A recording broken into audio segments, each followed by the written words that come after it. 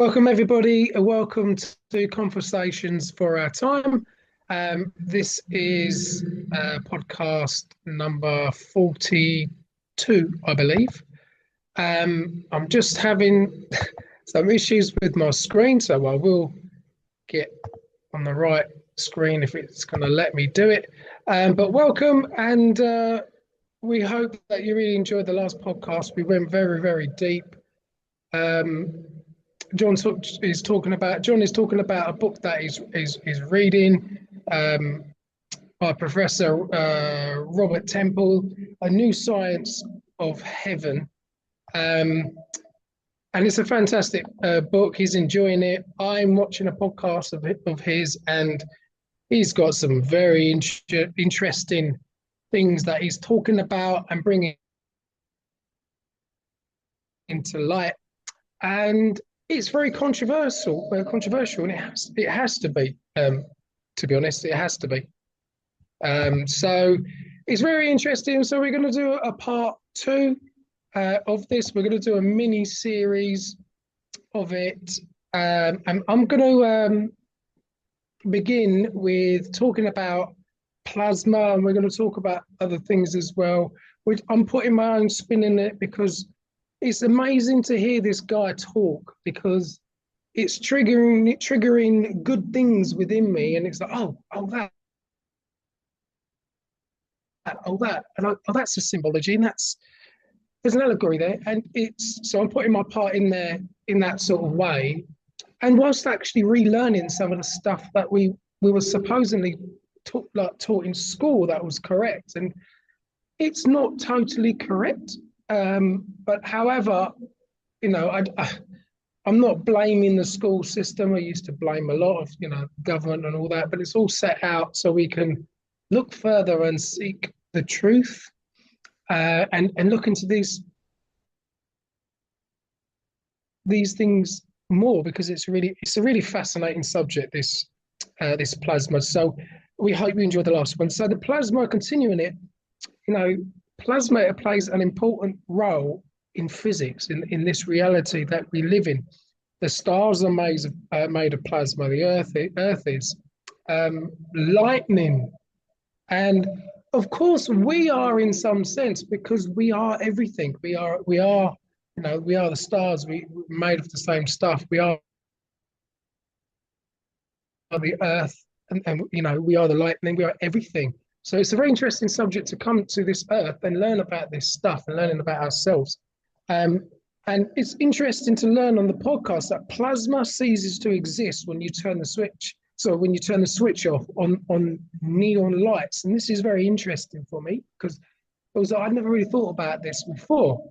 So the tubes are filled with this gas-like neon, and at the center of the tube is like a stream of plasma, which gives you all the light. And we don't really think about this kind of stuff. It's amazing that other people are researching it and bringing light to light, excuse the pun, new information and learning this stuff. So that at the center of the tube, where the stream of plasma is extremely hot, is very, very hot. And it just makes you wonder, like, how is this doing this? And John is really he's enjoying learning this. It's so hot that it's 12,000 degrees centigrade. That is an immense amount of heat, because the surface of the sun is 5,600 degrees. And obviously the sun is very, very hot. So we're not being told about all of this stuff, really. So we're having to learn this stuff ourselves.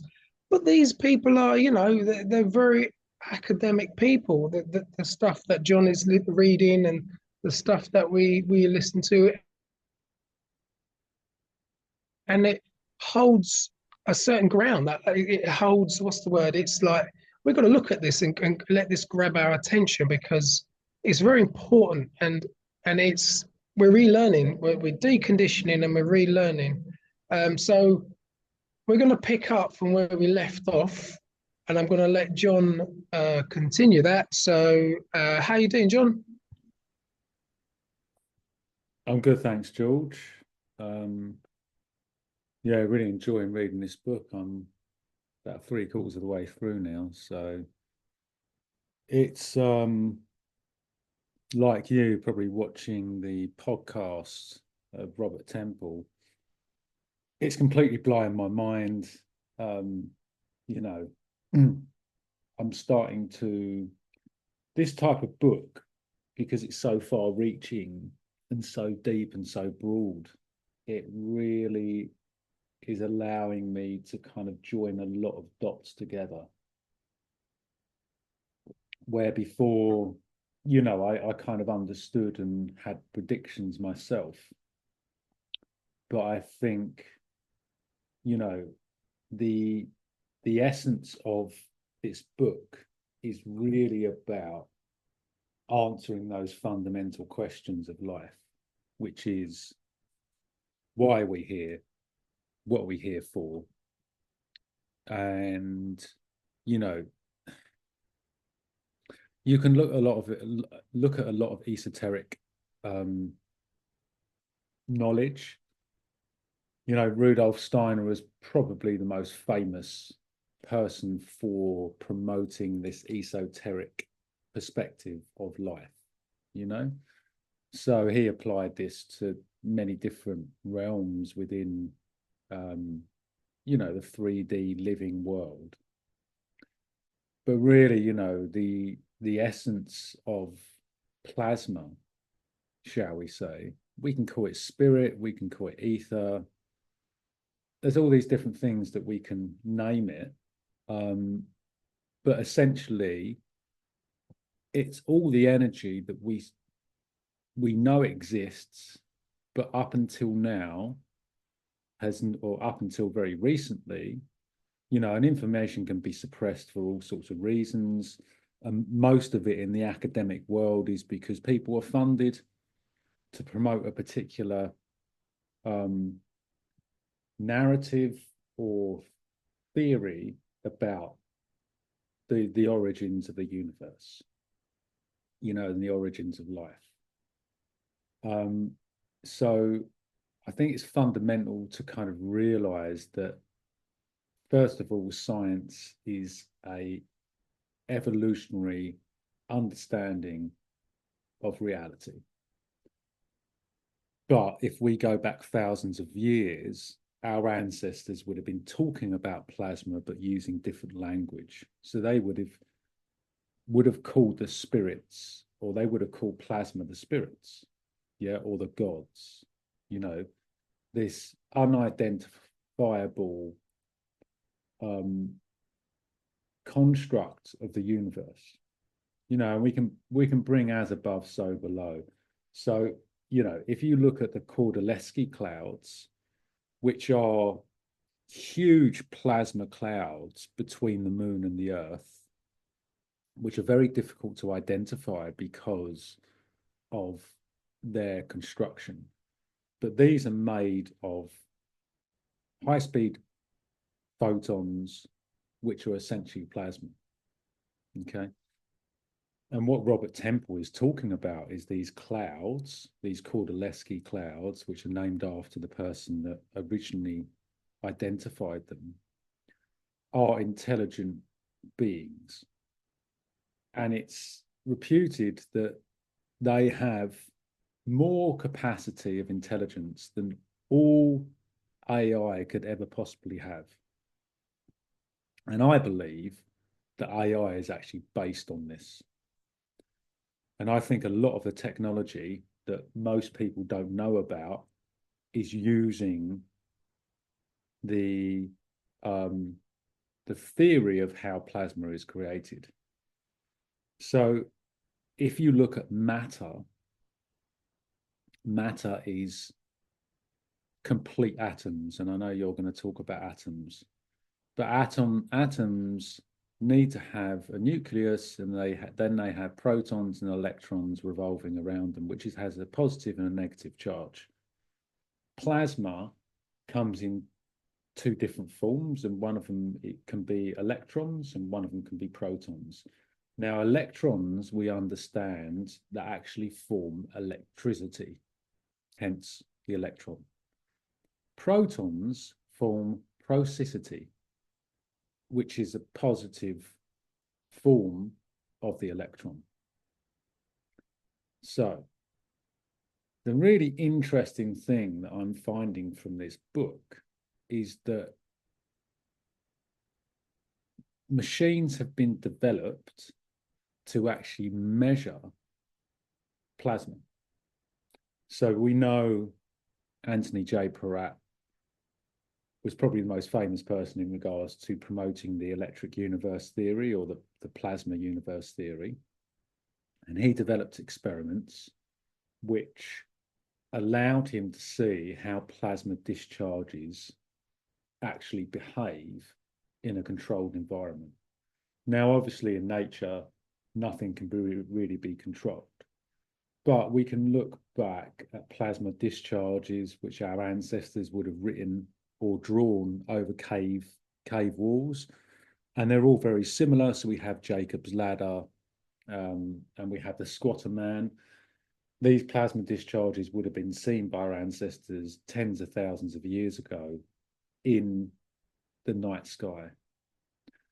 And that is actually caused by when the plasma that's coming from the sun, because remember, the sun is not nuclear fusion. There's no evidence to support that whatsoever. It's just a freaking theory that's come up with because we're basing a lot of our theories on the general relativity theory, which again has so many holes in it, it's ridiculous. But as that plasma comes from the sun, it interacts with our magnetosphere. Our magnetosphere is connected to the sun's magnetosphere. And for those that may not know, the magnetosphere is a protective shell made up of very high energy, which protects us from the cosmic rays in space. But as our magnetosphere wanes, which it is doing at the moment, and as it would have done thousands of years ago, and it does to a certain periodicity, has a kind of, every few thousands of years, this happens. What this does is it allows more plasma from the sun to interact with our ionosphere. And this is what causes these plasma discharges. So this is on the macro scale. But on the micro scale, this is also happening within our bodies. Now, it's very hard to explain. I mean, I'm kind of not going to really refer to this book this time so much. There are a few things, but some people out there might have heard of biophotons. So biophotons are photons from space, which are basically interacting with human biology and also animal biology. And there are machines which can actually measure this. Okay. So there's a chapter in here called How Our Bodies Emit Light. Yeah. We all have a biological field. Most people know, if you want to talk about auras. Yeah. So auras are a measure of how much energy or what type of energy you're emitting from your body. And there are people that see auras. Some people may not accept this as a reality, but it's true because we have machines that can now measure those auras. So we're all emitting light. And the really interesting thing is, where is the light coming from? Now, I know you know, George, but just for the viewers or the listeners, the light is coming from the sun. This is where the light's coming from. This is where all energy that our planet absorbs is coming from the sun. And we are absorbing that energy. So the ancient Egyptians who used to sun gaze, they might not have known the science behind it, but they knew that they could emit or they could absorb energy into their bodies through their eyes. Now, obviously, you know, we get energy, electromagnetic energy through our skin. And talking of that, melanin, which is the thing, the compound that causes our skin to change color and also protects our skin from radiation and gamma rays and things like that, is a producer of these biophotons.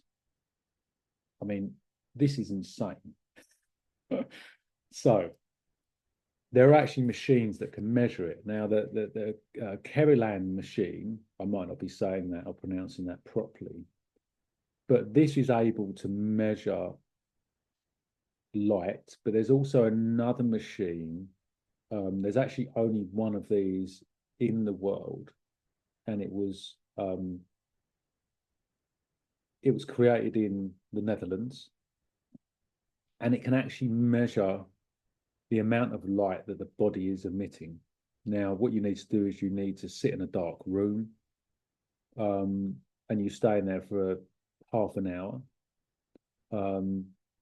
And this machine can actually measure how much light is coming out of the body. Now, guess where the only part of the body where the light doesn't come out of? It's the eyes. It's because we're absorbing it through our eyes. So our eyes are absorbing it and it's coming out of our body. Now, there's another thing which is, and this I'll then just kind of hand it over to you, George. What's really fascinating about this is when we die, this light floods out of our body. So all these people that have near-death experiences and they see themselves floating over their bodies, that floating, the feeling of floating is actually your light, which is your essence coming out of your body.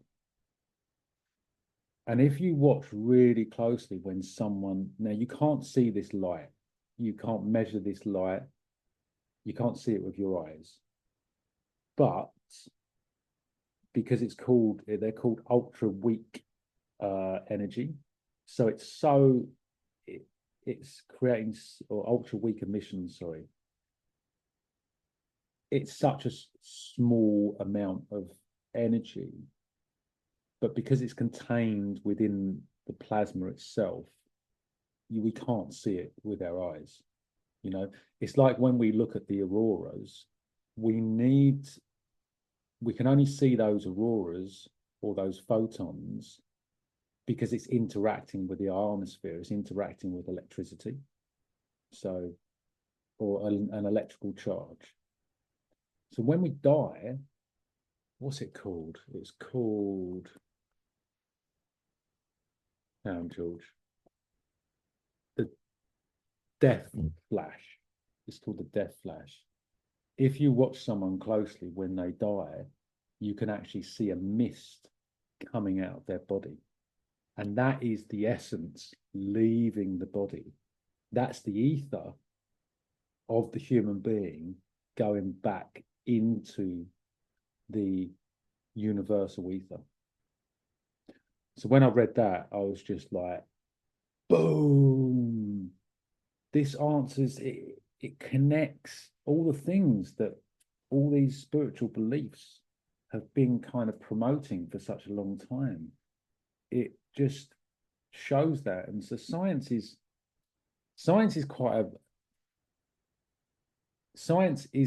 will always try to prove or disprove theories.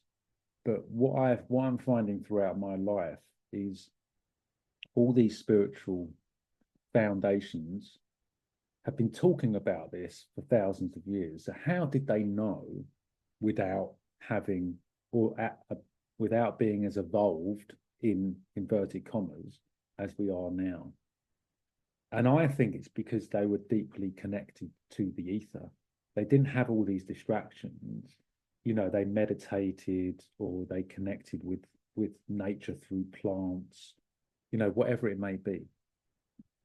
So this is really interesting. One other thing I do just want to mention just before, Wilhelm Reich, who many of people out there will probably know, actually the orgone energy that he talked about is the ether energy. But the really interesting thing, George, is he was a student of Freud, right? Now, the really interesting thing is that he actually originally linked orgone energy with orgasm, the orgasmic energy. Connected to that, many people may know as well, Ram Dass, who was a spiritual leader, said that the way that human beings can connect to God is through the orgasm. Or that type of, you don't need to necessarily ejaculate, but the point is that energy that's built up is the release of the ether or plasma, which is why it feels so good, right? Because that energy is like concentrated into a very small area. So there's so many different directions we could go with this, George, but I just wanted to say, this book, I recommend it to anyone. It's, some of it's quite heavy scientifically, but there's a lot of stuff in there that's very easily understandable, even if you don't. I mean, I don't have a scientific background, I'm teaching myself, learning off, different teachers, but, I'm not a scientist at heart, shall we say. So absolutely fascinating stuff, George. I mean, what are your thoughts on that? And I know you want to share a little bit about your kind of slant on this in regards to etymology and symbology. So please go ahead, mate. Yeah, for sure, John. Everything that you've said is so fascinating. Yeah, the ancients knew how important all of this was, and we've come here to relearn this kind of stuff, and the questions have always been there, by the ancients, like, why are we here? What are we supposed to do? They always looked up to the stars and learned the astrology side of things and the mathematics, and they really understood these things. And they were like, they were searching for answers. Where is this God? What are we doing here? What are we supposed to learn? And they had some profound, deep information, which I'm still learning of today. The knowledge of the self. I'm pretty sure that they knew all this stuff already, and we have to relearn it and bring the light to it again. And again, I like it when you said that, Rudolf Steiner, he puts an esoteric spin on the knowledge. And, esoteric is a very interesting word as well, because esoteric means within, to go within. It's always been within. And we've always wanted to understand this so-called reality, what we're living in, but it's always been within. And they would have understood plasma. They would have done, the ancients and the people with these old archaeological sites. They had rituals with these kind of things. They served certain gods. And it's, I don't agree with what they were particularly doing, in some civilizations, but, the earth, air, fire, and water are spirits of their own, mountain spirits, all of these things, which are us, which are all connected. What the ancients had all deep knowledge for, and it is always as above, so below, as within, so without. To understand what's going on the outside, we really have to go in more. The more we go in more, the more we'll find our answers on the outside, because that's how it works. And also touching upon the AI, we can use, there is an issue with AI. We're not, we do understand. However, we can use AI to our advantage. And I've always thought that. I've always thought, hang on a second, but, the illusionists that, that are supposedly controlling this world, they have tried to control nature, but you cannot totally control nature. It's not possible, and without any serious consequences as well, that we would have to suffer, and we will learn the hard way, and then that is the lesson, you know. But there is a lot to understand, and even further about the sun. There's a lot to understand about the sun, and we've gone into, we've broken the science up in the Grand Solar Minimum podcast and a mini series, and you know, the, I've gone into the spiritual aspect of the sun because the sun is within us, um, and the human part of us, Hugh, is light. The light comes from within. The sun is within. You know, some of the ancients were actually saying going inwards is more real than actually going outwards. And I have to agree with that because all the ayahuasca I've done, and I mean, like, whoa, some people actually say that when we go to sleep at night, we wake up, and when we wake up, we go back into the dream of this so-called reality. And it's very interesting, but who knows the truth? But it's very interesting to put these things out there. So everything is within as well. You know, the ancients knew it. The Toltecs, I read a beautiful book called The Four Agreements. It's an amazing book. I read the book and I felt like I was coming home. They had important information about light. They knew light was information, and that it was meant to be studied.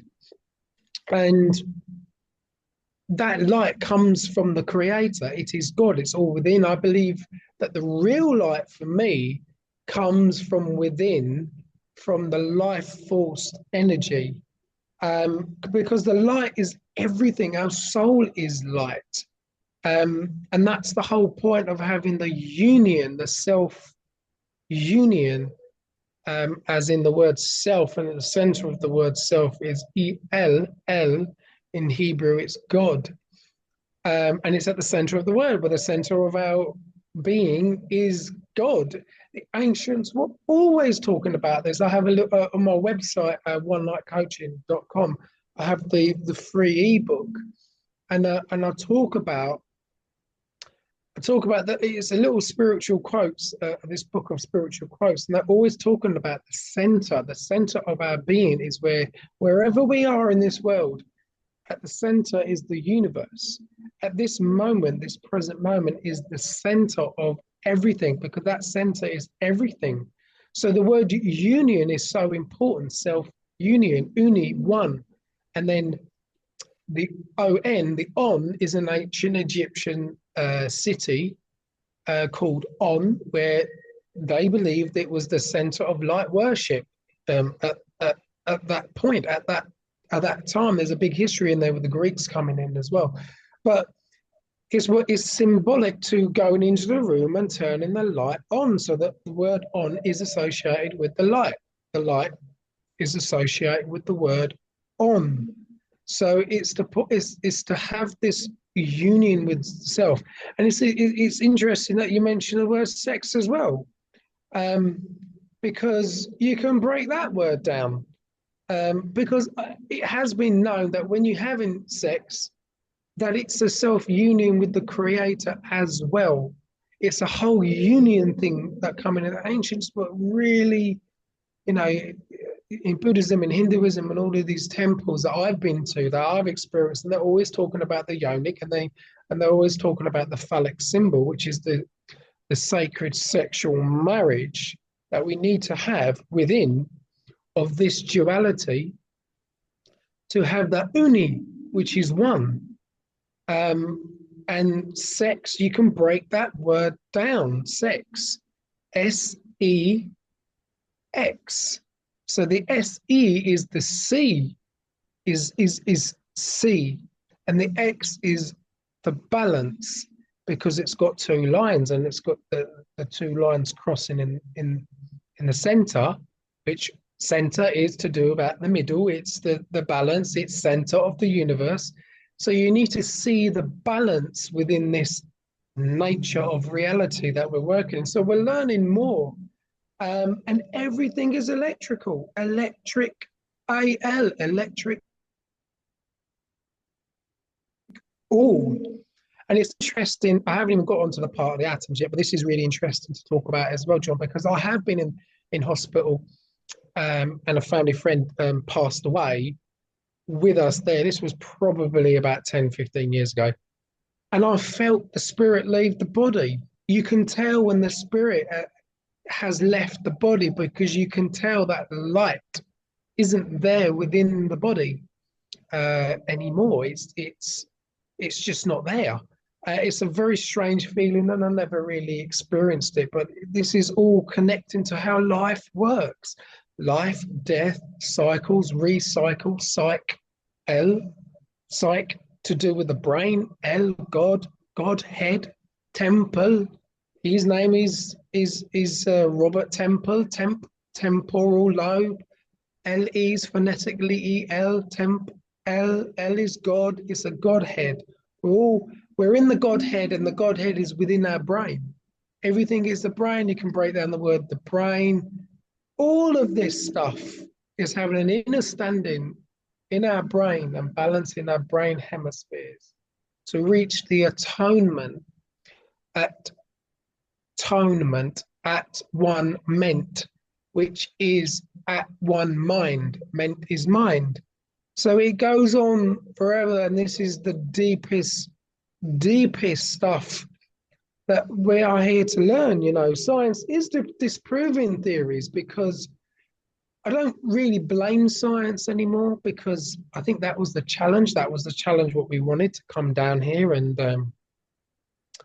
learn this stuff. And we keep pointing the finger at, at the government and the politicians and the royal family and the banking system and all of this stuff. Where's our money? They're taking our money. Well, it's up to me to make £1 million a year. I can't blame the government for that and the banking system. I used to. And people say money is the root of all evil. Well, you're never going to be friends with money if we're going to have these erroneous false beliefs that come from the lower egoic mind, because money is not going through the hands of the consciousness, it's going through the hands of the unconsciousness, so we're doing what they want with money. So it's all to do with, we wanted that challenge. We can't be sitting here pretty for millions or trillions of years, feeling absolute bliss, because we'll never learn anything. We did want this challenge. And that's the challenge that we wanted. And the ancients knew how important this is, all of it. So I wanted to reply back to, to everything that you said, because it's triggering stuff within me to talk about as well, to bring this massive esoteric spiritual stuff within, because it is all within. To add to that, so I'm looking at the time, John. So I want you to perhaps add to what I've said before I go into the atoms, because even I have to say, oh my God, just learning about the atoms and the symbology of it and the allegory of it, it's just like mind blowing. So I could talk another 10 minutes about that, but let's see what you got to add about that, John. Yeah, George, nice one, man. Yeah, great work on breaking all that down. We've actually only got 5 minutes left, so I suggest we do another one of these where we kind of go into it a little bit more, because I'd really like to hear what you've got to say, and I don't think we'll be able to do it justice by, So the only thing I'd like to really add, George, is, what is science? Everything you've said.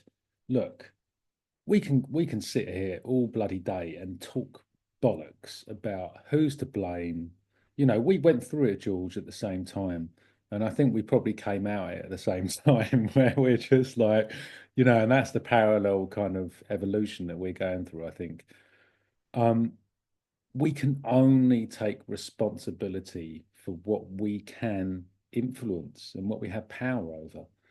If we sit here and blame and feel guilty and full of shoulds and coulds and I must have and all that shit, what is it? What does it mean? It's just we're wasting energy. We're actually giving away our light. and there's nothing wrong with our shadow. You know, the reason we have a shadow and the reason all this stuff is happening, the reason there's all this oppression is because we don't realize, or we haven't realized until now, that we are light beings.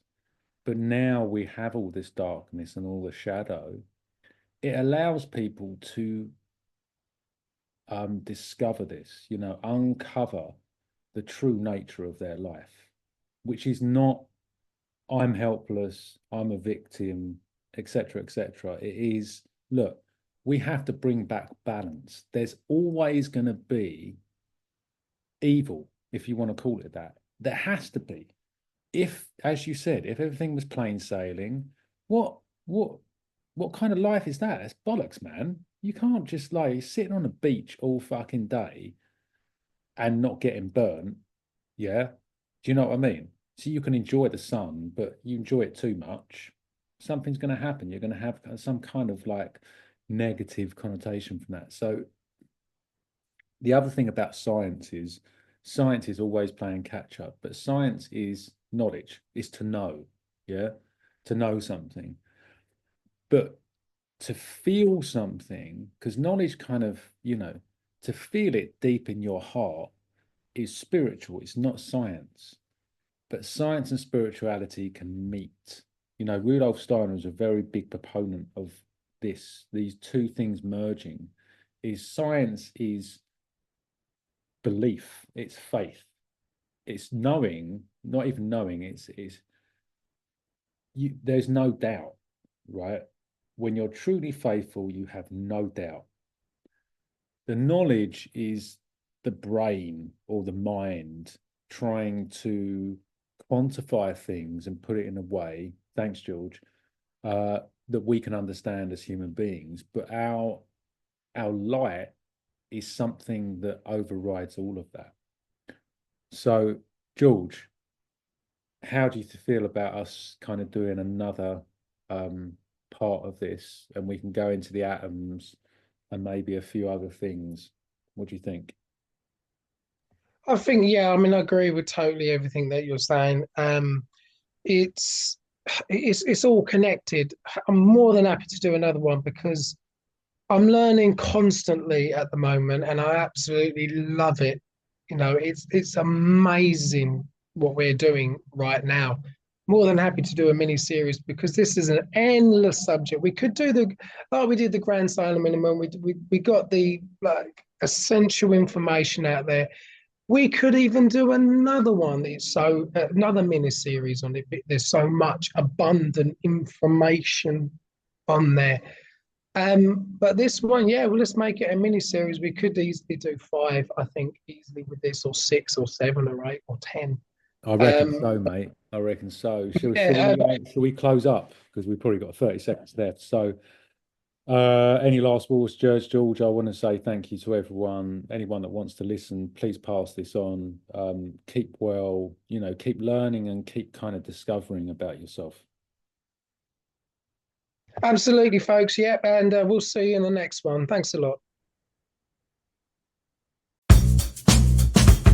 Pond 5.